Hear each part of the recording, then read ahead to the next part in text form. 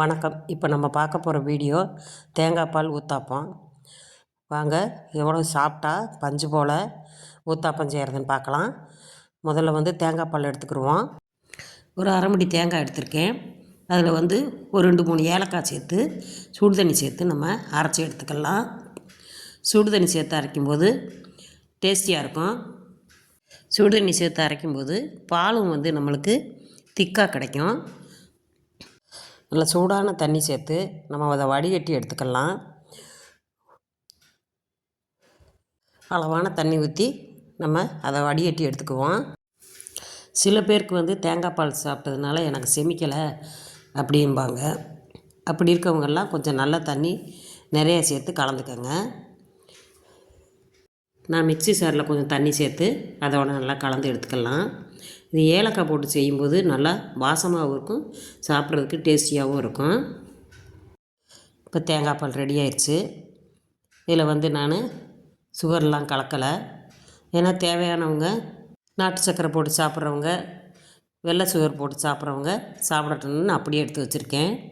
நான் ஆப்ப மாவு நைட்டே ஆட்டி கரைச்சி வச்சுட்டேன். இதுக்கு 2 உலக்கு பச்சரிசி, 2 உலக்கு இட்லி அரிசி, ஒரு அரை உலக்கு உளுந்து சேர்த்துருக்கேன். இதுக்கு நான் வெந்தயம் சேர்க்கலை. இப்போ இதில் கொஞ்சம் சோடா மாவு சேர்த்து கலந்துக்கலாம். ரொம்ப மாவு தண்ணியாகவும் இருக்கக்கூடாது, ரொம்ப கெட்டியாகவும் இருக்கக்கூடாது. ஓரளவுக்கு இப்போ நம்ம கலந்து எடுத்துக்கிடுவோம். தேவையான அளவு தண்ணி சேர்த்துக்கலாம்.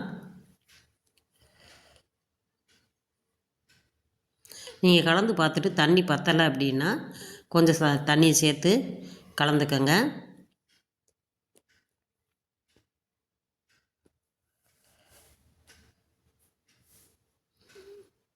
இந்த அளவு இருக்கணும். இந்த அளவுக்கு இருந்தால் தான் நம்மளுக்கு ஆப்பம் நல்லா வரும். இப்போ நான் ஒரு ஆப்ப கடாயை அடுப்பில் வச்சுருக்கேன். ஆப்ப கடாய் சூடானோன்னு ஒரு கரண்டி மாவு எடுத்து ஊற்றிடலாம். ஒரு கரண்டி மாவு எடுத்து அப்படியே ஊற்றிட்டு அலசி விட்டுட்டு வச்சிடலாம்.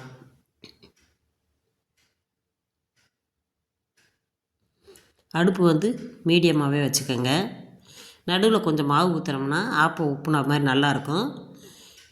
ஊற்றிட்டு கொஞ்சம் நல்லெண்ணெய் ஊற்றிருக்கேன் நான். நீங்கள் நெய் சேர்க்குறதுனாலும் சேர்த்துக்க. நல்லா ஆப்பம் ரொம்ப டேஸ்டியாக இருக்கும். பாருங்கள், பஞ்சு போல் ஆப்பம் ரெடி ஆயிடுச்சு. என்ன தினந்தோறும் இட்லியா தோசையா அப்படின்னு நினைக்கிறவங்க இந்த மாதிரி நம்ம ஆப்பம் ஊற்றி சாப்பிடும்போது டேஸ்டியாகவும் இருக்கும். இதில் தேங்காய் பால் சேர்த்து சாப்பிடும்போது நம்ம உடம்புக்கு நல்லது, ஆரோக்கியமாக இருக்கும். நீங்களும் இதே அளவுக்கு மாவு அரைச்சி ஆப்பம் ஊற்றி பாருங்கள், ரொம்ப டேஸ்டியாக இருக்கும். மாவு கரைக்கும்போது கொஞ்சம் தேங்காய் திருகி போட்டு அதில் கலந்து விட்டு சுட்டாலும் நல்லா டேஸ்டியாக இருக்கும். நான் போடலை, நீங்கள் அது மாதிரி போட்டு கூட செஞ்சு பாருங்கள், அதுவும் நல்லா சூப்பராக இருக்கும். வாங்க, ஆப்பம் ரெடி ஆயிடுச்சு. இதில் தேங்காய் பால் ஊற்றி நான் நாட்டு சர்க்கரை போட்டிருக்கேன். இந்த நாட்டு சர்க்கரை சேர்த்து சாப்பிட்றதும் நல்லாயிருக்கும். வெள்ளை சர்க்கரை போட்டு சாப்பிட்றத விட நாட்டு சர்க்கரை போட்டு நம்ம சாப்பிட்டோம்னா நல்லா டேஸ்டியாக இருக்கும். இது மாதிரி நீங்களும் உங்கள் வீட்டில் செஞ்சு பாருங்கள். எப்படி இருக்குதுன்னு நம்ம கமெண்ட்ஸ் பாக்ஸில் சொல்லுங்கள். நம்ம வீடியோவை பார்த்து உங்களுக்கு பிடிச்சிருந்துச்சின்னா லைக் பண்ணுங்கள். அமிர்தம் அம்மாள் சமையலுக்கு ஒரு சப்ஸ்கிரைப் பண்ணுங்கள், கமெண்ட்ஸ் பண்ணுங்கள், உங்கள் ஃப்ரெண்ட்ஸுக்கெல்லாம் ஷேர் பண்ணுங்கள். தேங்க்யூ.